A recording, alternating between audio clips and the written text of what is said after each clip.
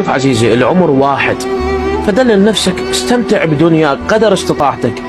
لا تسمح لأي واحد يجرك إلى عالم الأحزان ويسلب حقك ويسلبك الفرح في حياتك والسعادة. فالعمر أغلى من أن نسفكه خلف إنسان خان ثقتنا أو إنسان خذلنا في وقت الشدة أو في وقت الحاجة إليه. فقل للهموم وداعا واملأ صدرك بحسن الظن بالله عز وجل، فمهما خسرت ما زال هنالك أشياء رائعة تستحق العيش. واعلم أن الدهر يومان، يوم لك ويوم عليك، وعليك أن تتوقع من الله ما لم يتوقعه عقلك، فإنه على كل شيء قدير.